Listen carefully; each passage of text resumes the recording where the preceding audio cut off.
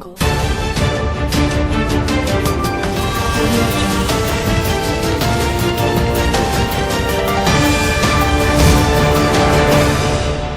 están, amigos de Expediente 11? Sean bienvenidos una vez más. Vamos a tocar esta vez un tema que se ha vuelto muy complicado, no solamente para Santa Cruz, sino para todo el país, sobre todo por las repercusiones que está generando. Estamos refiriéndonos al Censo 2024. Esta encuesta general de población y vivienda que tanto lo solicitó especialmente este departamento. Había poco interés en otras regiones por razones quizás obvias. Incluso esta encuesta general debía realizarse el año 2022, no se lo hizo, pasó el 2023 tampoco. Nos vimos obligados como departamento, conjuntamente con sus líderes institucionales, entre ellos por supuesto la universidad, de movilizarnos en las calles con más de un mes de paralización de actividades para exigir que se realice este Censo 2024.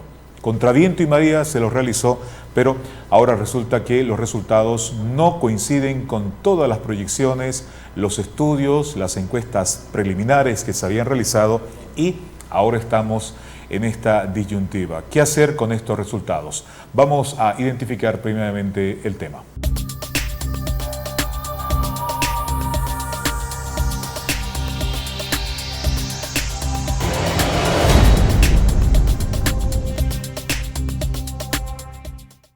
Muy bien, y una vez que ya conocemos de qué vamos a conversar en Expediente 11 en esta ocasión, vamos a darle la más cordial bienvenida a nuestra invitada especial en esta ocasión. Es la licenciada Melvi Vargas, es reconocida docente de nuestra universidad y además con una especialidad en demografía. Ella también ha sido en su momento autoridad del Instituto Nacional de Estadísticas acá en Santa Cruz y por ello la hemos invitado precisamente para conversar con estos temas. Licenciada Melvi, bienvenida a Expediente 11.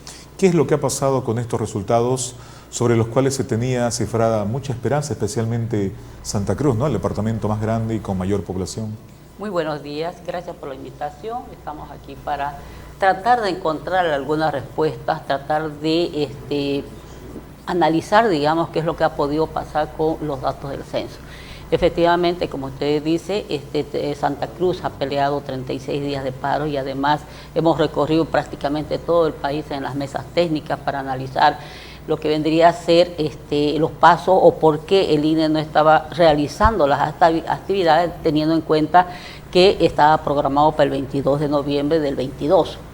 Entonces, después de una serie de mesas técnicas que nos hicieron ir a Cochabamba, La Paz y por último terminamos en Trinidad, entonces se sacó o lo que vendría a ser una fecha, después que nosotros abandonamos esa mesa técnica, entonces esa misma noche se sacó una fecha que era el 22 de marzo. 23 de marzo. Entonces, ya en esa oportunidad se había hecho la observación de que 23 de marzo no era un día aconsejable. Un día aconsejable porque, bueno, era un paro, o sea, un feriado, además previo a otro feriado que era Domingo de Ramos y a otros feriados que son importantes en la comunidad boliviana, que vendría a ser la Semana Santa. ¿Y motivo por el cual la gente se moviliza de un lugar? Es posible que la gente se movilice y además algunos aprovechan de salir del país de vacaciones teniendo en cuenta que hoy domingo son días que no laborables en la mayoría de los casos. En las áreas rurales prácticamente y en aquellos que son religiosos toda la semana es festivo, o sea, hay una semana festiva de la Semana Santa. Bueno, esos fueron uno de los primeros aspectos que se tuvo. El otro aspecto que yo creo que cabe la pena resaltar y posiblemente también sea un factor importante del rechazo que ha podido tener la gente al censo es la actitud, digamos, del director del INE y prácticamente de todo lo del INE. ¿Por qué? Porque además de haberlo postergado casi un año y medio más, o sea, hasta marzo, y empezar las actividades recién en esa fecha, o sea, actividades que ya debían haber sido realizadas en el 22, entonces recién empezaron a hacer las actividades. Es más, en Trinidad creo que recién nos mostraron un cronograma que estaba siendo, o un cronograma del cual iban a trabajar. Pero la actitud creo que del INE y del director ha sido una actitud, digamos, de mostrar que el INE era el encargado y era una actividad privativa del censo. ¿Esto generó, usted cree, falta de credibilidad? Exactamente, es hasta el momento, y ahora peor con los datos, la falta de credibilidad con el INE es absoluta. O sea, no le creemos. Y no le creíamos cuando nos decía de que ya las actividades estaban avanzadas, de que había garantías para el censo, de que había las actividades las actividades previas al censo, que eran actividades y solicitábamos nosotros que nos hagan los informes, ver cómo estaban los avances, hacíamos observaciones y cómo era la respuesta, era con una nota oficial o si no, nos remitían a lo que vendría a ser a la página del INE donde estaban las notas de notas de prensa. Entonces, aparte del hermetismo, sí, licenciada, quizás habría también que mencionar algo que se dio en un principio, cuando se anunció el censo, debido a los reclamos que hacían las regiones, especialmente Santa Cruz, la renuncia que hizo el propio director del INE, que dijo que estaba con problemas de salud, dejó el cargo, no se lo volvió a ver más, se perdió varios meses, incluso una especie de vocera o funcionaria de segundo rango era la que asumía eventualmente como responsable del INE, hasta que apareció repentinamente y dijo, sí, voy a continuar con mi función y vamos a llevar adelante el INE, como que alguien fue el que lo motivó y lo animó para que vuelva al cargo, ¿no? Sí, yo creo que una de las cosas ha sido, bueno, posiblemente el presidente tenía mucha confianza en él, pero yo creo que dentro del equipo que quedó, a excepción de ciertas personas que ya trabajaron en otro censo, que es la parte temática, la parte de comunicación, pero ninguna de las otras personas tenía experiencia en censos. La señora, con todas las disculpas del caso, la señora Oviedo, que se fuera directora del censo, ella era responsable de encuestas, pero no del censo, o sea, no trabajó nunca en una preparación de la actividad del censo. El señor Arandia, que tampoco. Entonces hay actividades que sí necesitan lo que vendría a ser un comunicado. Pero como le decía, esa actitud del INE en cuanto a enfatizar que el censo era una actividad privativa, nos llevó posiblemente a un rechazo de lo que vendría a ser a nivel nacional, ¿ya? Porque, o sea, no es privativo. El censo, si no participa la población activamente, el censo es un fracaso, como ha sido el fracaso de ahora, ¿no? Entonces, tenemos ahí, no tan solo de Santa Cruz, a nivel nacional, porque a nivel nacional también se solicitaba, algunos departamentos, algunas autoridades le solicitaban información o hacían las observaciones en las actividades y rechazaba completamente. Entonces, esa es una actividad, digamos, de que espero que ahora entienda que no es una actividad privativa, sino es que desde el comienzo debería haber solicitado la participación y la colaboración de todas las instituciones, de tal manera de llegar a toda la población.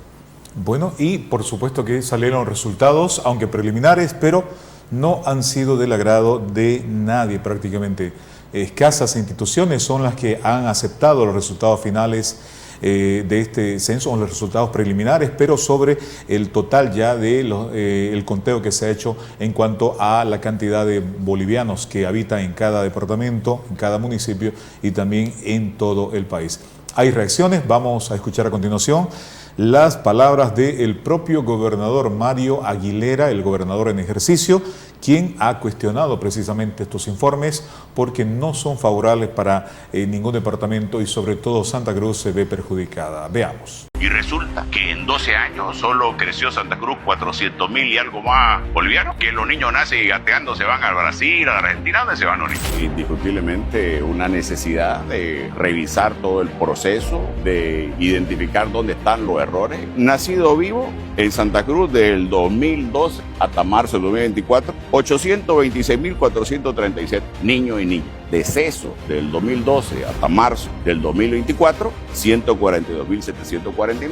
Eso quiere decir que hay una diferencia de nuevos cruceños nacidos en Santa Cruz de 683.688. Señores, esto de aquí es solo una muestra de todos los datos que uno necesita conocer, necesita analizar para demostrar que esta realidad cruceña indiscutiblemente involucra a mucho más. Allí la tenemos la palabra del gobernador que habla y también se suma a estas voces que no aceptan, que rechazan los informes preliminares de este censo. Porque la diferencia, incluso se habla de aproximadamente 1 millón de personas que no han sido tomadas en cuenta, no han sido contadas en este resultado, tomando en cuenta como referencia las encuestas previas, estudios preliminares que se han hecho, algunas encuestas incluso del Instituto Cruceño de Estadística, ¿no? Basada en proyecciones, ¿no? Exactamente. Yo creo que toda la población y todos los que trabajamos posiblemente con datos esperábamos mucho más de lo que vendría a ser los datos que nos han dado. Y no es mucho más porque están las proyecciones, sino esperábamos que este censo corrija posiblemente los errores que se habían cometido en el 2012. En el 2012, por X motivo, o sea, bueno, lo sabemos todos, ¿no?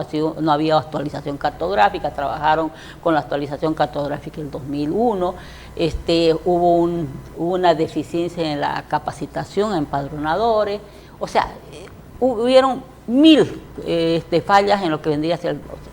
Esperábamos que con el tiempo que se tomó este censo del 24, de la preparación y los recursos económicos que disponía, corrija de alguna manera esa omisión censal del 2012. Entonces, que nos esté arrojando la deficiencia del 2012 y lo que realmente podía ser la proyección o lo que era la población real.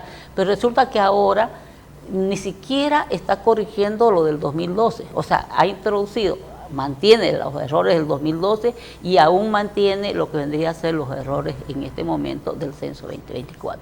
O sea, tenemos que remitirnos hasta el 2001 en algunos datos que son los que más acertados están dentro de la realidad.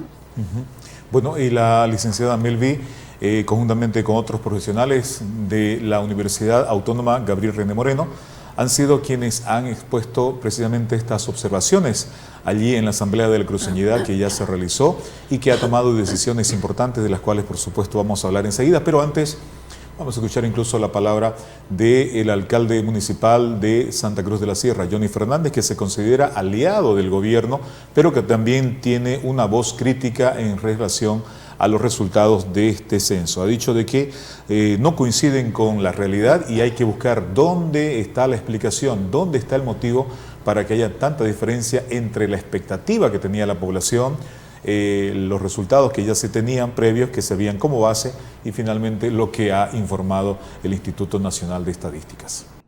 Que hay que revisar esa falla, hay que revisar. Quisiéramos entrar a mirar las boletas. Hay que mirar las boletas. ¿Qué ha pasado?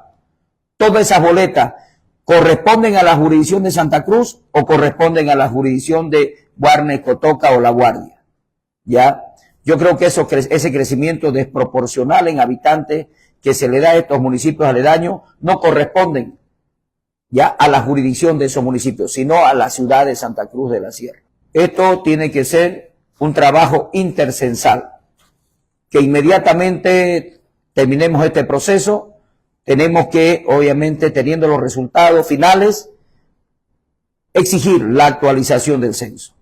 Queremos saber cuál es la fórmula de cálculo. Esa fórmula de cálculo es la que nosotros estamos también observando. Y creemos que ahí es donde, cuando ellos nos mandan este reporte, ya, aquí estamos notificados por el Ministerio de Hacienda, donde habla del techo presupuestario.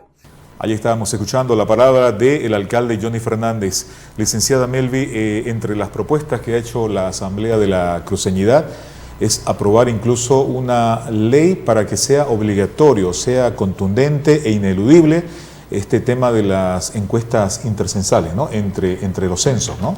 Sí, están, o sea, dado lo que vendría a ser la calidad del censo del 2012 y lo que vendría a ser la información que ahora nos está arrojando, hay una posibilidad de que se hagan las encuestas precensales, o sea, no, intercensales. Unas encuestas que permitan, digamos, ajustar y no esperar ajustar la población, por ejemplo, y no esperar 10, 11 o 12 años para que recién nos remitan lo que vendría a ser los censos. Y eso nos permite como que ir ajustando, ir comprobando, ir teniendo las expectativas de cuál es la población que podríamos llegar a lo que vendría a ser el censo. Sin esas encuestas, es lo que hemos tenido, o sea, si bien existen unas proyecciones de población o otras informaciones, definitivamente, digamos, están muy lejos a lo que ha dado los resultados del INE.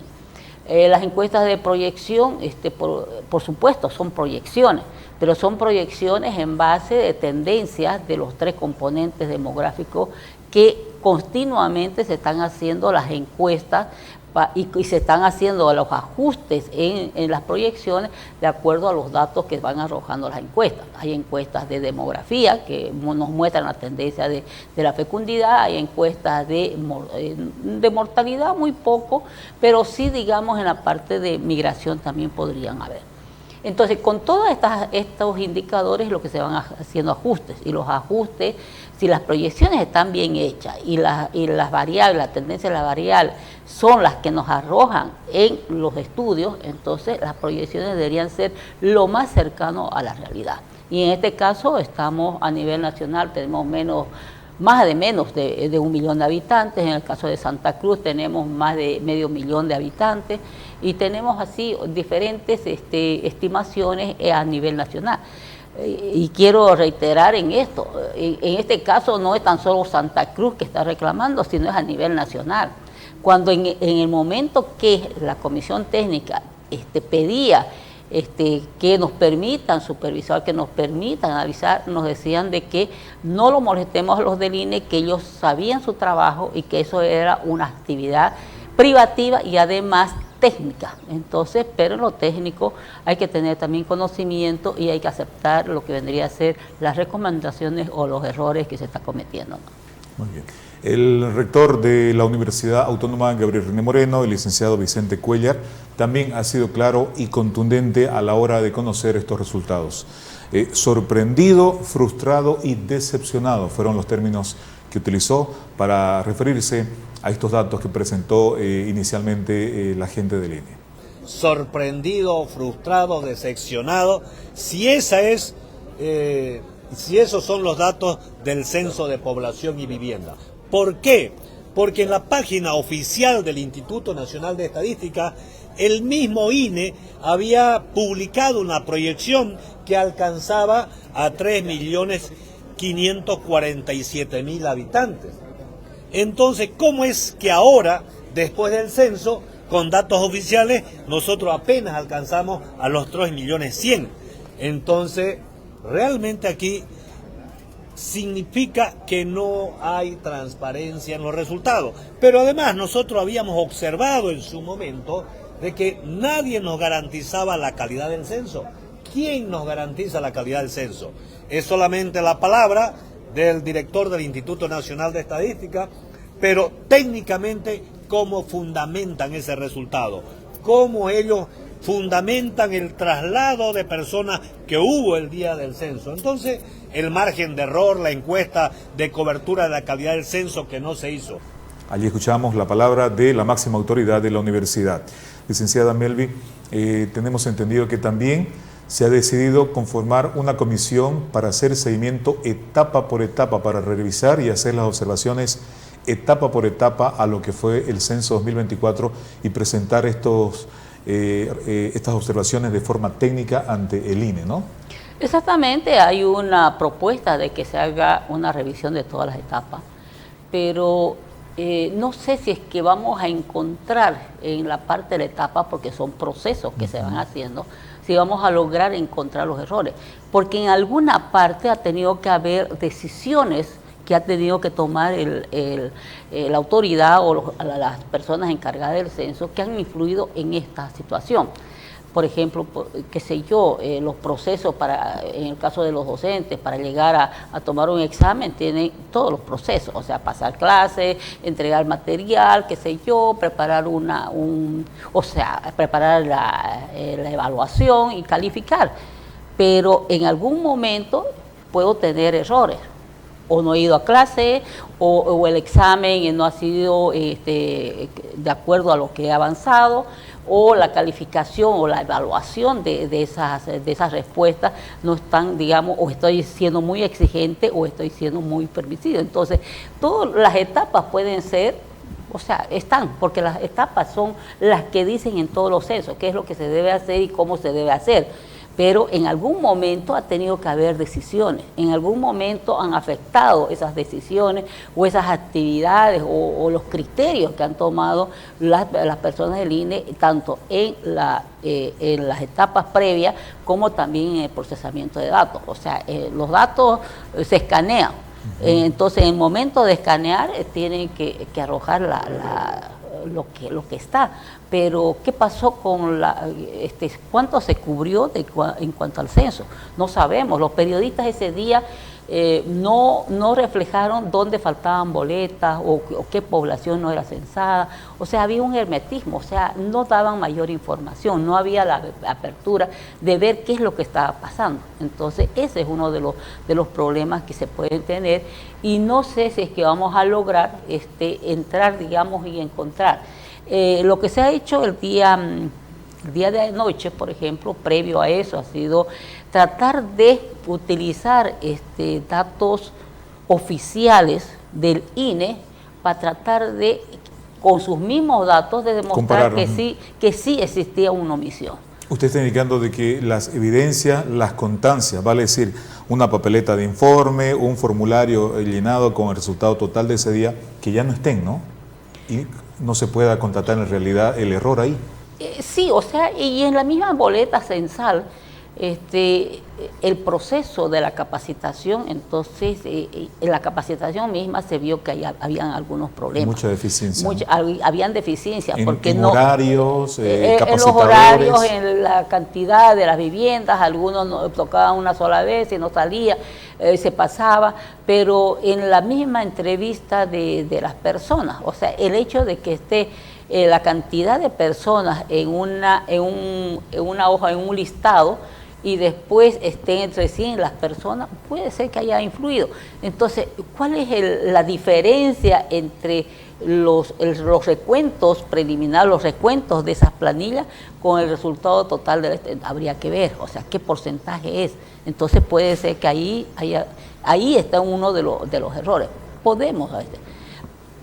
La ciudad del Alto, considerado segundo municipio en crecimiento de habitantes en el país, también no está de acuerdo, lo ha expresado la autoridad edilicia, la alcaldesa Eva Copa.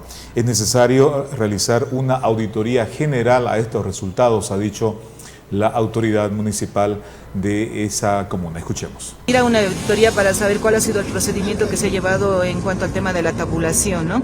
Nosotros en la reunión que hemos tenido el día viernes hemos solicitado que puedan respondernos mediante de forma escrita las consultas y las preguntas que nosotros tenemos hacia las dudas de estos números. Así que esperamos que el INE pueda respondernos lo más antes posible para que nosotros también podamos bajar a las bases e indicarles esto, ¿no? Nosotros estamos muy sorprendidos respecto a estos números, pero también ahí hay que ver, ¿no?, el tema de la conciencia de la gente alteña, ¿no?, si se han quedado o han ido.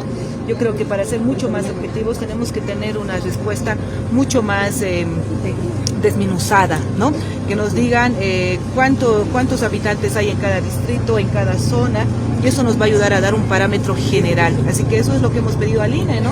Ahorita estamos hablando de un número global, pero nosotros queremos saber los detalles por manzanos y por distrito. Es decir, revisión de la mapa cartográfica, alcaldesa. Así es, mira, ese mapa cartográfica lo trabajamos nosotros con el INE al 100%. No creo que ellos hayan usado otro mapa cartográfico, pero creo que es importante tener todos los instrumentos necesarios para poder salir en defensa de nuestra urbe, ¿no? De ahí nosotros veremos realmente cuánto se ha podido avanzar en cuanto al tema de la concientización y la contracampaña que ha habido por parte de los masistas, ¿no? Decir, vayan a sus lugares donde han nacido, vayan a sus municipios. El gobernador, el vocero del gobernador ha dicho, vayan todos a sus pueblos y todo. ¿Y dónde estudian sus hijos? En el Alto. ¿Dónde viven ellos? En el Alto. ¿Qué alumbrado público? En el Alto. ¿Servicio de recojo de basura? En el Alto. Entonces todo piden al Alto y una gran parte dicen que han migrado a áreas rurales. Pero para ser más consistentes, reitero nuevamente, necesitamos tener todos los instrumentos necesarios para poder bajar a las asambleas distritales y zonales para poder hablar de este tema. Allí escuchábamos la palabra de la alcaldesa del Alto, que tampoco está de acuerdo y tenía otras expectativas en cuanto a los resultados del censo 2024. Sobre esta propuesta, este pedido de algunas autoridades de auditar los resultados del censo, ¿se puede realizar eso, licenciado? Hay que ver cuál va a ser la predisposición que tenga el INE de mostrarnos y ver, como le decía yo, no es tan solo los papeles, o sea, qué sé yo, de ir, sino las decisiones que ha podido tomar en alguno de los procesos. Y además de eso, acuérdense que el día de anoche hemos presentado un informe en base de lo que vendría a ser los datos de los registros, de los hechos vitales, que son datos oficiales que proporcionan. Y ahí tenemos de que, bueno, la semana anterior, cuando presentaron los datos el INE, habían diferentes justificativos que ellos decían. Por ejemplo, de que el comportamiento reproductivo de las mujeres ha disminuido, o sea, qué sé yo, ha cambiado de tal manera que la fecundidad ha disminuido. No hay tantos nacimientos. Que por efecto del COVID había aumentado las disfunciones. Que por efecto de donde estemos en la parte de la transición demográfica, entonces significaba que Bolivia tenga una tasa de crecimiento del 1%. Entonces, y así mostraban diferentes justificativos, o sea, y explicaban, nos mostraban primero el asesor del UNPA, nos mostraba, digamos, las tendencias a nivel promedio, a nivel mundial o de Latinoamérica. Y nosotros sabemos que Latinoamérica, los promedios siempre han estado muy por debajo de lo que ha sido Bolivia. ¿Por qué? Porque nosotros somos uno de los países más rezagados, al igual que Paraguay. Todavía tenemos niveles de fecundidad elevados, la mortalidad no ha bajado tanto como se podría esperar, por ejemplo, la fecundidad de Colombia, de Chile, de Brasil, donde los niveles han bajado aún más bajos. Pero no se justifica que haya disminuido los nacimientos. ¿Por qué? Porque si bien ha bajado la fecundidad levemente, ya el número de mujeres que están entrando al periodo reproductivo es mayor de las mujeres que están saliendo de ese periodo reproductivo. Entonces, si uno ve los jóvenes, por ejemplo, de 15 a 19, es mucho mayor de las mujeres de 45, 49 años que están terminando su periodo fértil. Entonces, no hay por dónde. Y el hecho de que, mirando ahí uno de los videos, el hecho de que algunas mujeres no tengan hijos, eso no es razón para decir, oye, yo no creo en esta información. ¿Sí? Porque si yo no tengo hijos, entonces, ¿qué quiere decir? Que yo no estoy aportando. Entonces, no es así, porque se considera promedios, los hijos nacidos vivos o la fecundidad se considera como un promedio de todas las mujeres en edad fértil. Entonces, ahí habrá mujeres que tienen 4, 5, 6 hijos y mujeres que no tienen ni un hijo. Entonces, se considera como promedio. Entonces, esas justificaciones que vemos de algunas autoridades no tienen ni la misma. Lo mismo yo podría decir, a ver, ¿en cuántas familias ha afectado la mortalidad? De tal manera que la mortalidad por el COVID haya hecho que desaparezcan la relación, la cantidad de nacidos vivos. Exactamente. Entonces, no hay razón. Y los problemas que se pueden venir si nos basamos en estos resultados, porque en base a estos informes, a estos datos, el mismo gobierno, cada gobernación, cada municipio va a fijar su presupuesto y va a ver cómo redistribuye su recurso. Y si no coincide con la realidad, se vienen problemas, reclamos, protestas, licenciada. Es el otro problema, ¿no? Sí, posiblemente vamos a seguir aumentando los conflictos que existen en el país. Tenemos ahí los problemas de dólar, problemas de escasez de alimentos, peor que la escasez de alimentos con toda esta sequía y con todos los incendios. Son factores que van aumentando en todo el conflicto que tiene, ¿sí? Y que no son atendidos posiblemente. O sea, ya tenemos más de 2 meses de incendios y hasta el momento no se soluciona. Tenemos más de 2 meses posiblemente con los problemas de diésel y no se soluciona. Tenemos problemas yo veo a muchas familias con los problemas de dólar, principalmente aquellos que tienen hijos o que tienen obligaciones en dólares. Entonces, ¿cómo solucionamos esas cosas? Y lo mismo va a pasar con el censo y con todas las instituciones que reciben lo que vendría a ser la platita en función de los habitantes.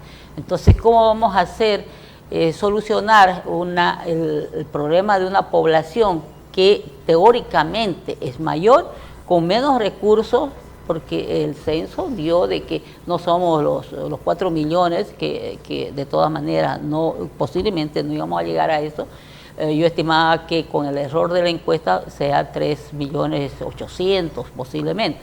Pero ¿cómo solucionamos un problema, o sea, algo que existe en este momento de 3 millones de personas, de más de 3.800.000 personas, con los recursos de tan solo de 3 millones? Entonces, ¿qué hacemos con el resto? ¿No los atendemos? ¿Los dejamos que sigan haciendo cola? No sé, alguna situación se tiene que demostrar. Los resultados, los efectos de estos informes y de este resultado final del Instituto Nacional de Estadísticas en cuanto al censo 2024 se irán viendo a medida que transcurran los meses, por supuesto, y no se vean precisamente esos resultados, esos datos en la realidad misma y en la respuesta que tienen que dar las autoridades a la sociedad, a la gente que ha ido a encuestarse finalmente. Llegamos al final del programa Expediente 11. Muchas gracias, licenciada Melvi Vargas, por haber estado con nosotros haciendo una evaluación y análisis de estos resultados del censo. Gracias por permitir, por lo menos al llegar a lo que vendría a ser la población, tratar de explicar que sí se está trabajando, así como hemos peleado para la realización de un censo oportuno y además lo más exacto que pueda, también estamos peleando en este momento y mostrando de que los datos del censo están errados. Exactamente. Llegamos al final, amigos. Gracias por la atención que nos han prestado. Vamos a retornar en cualquier momento.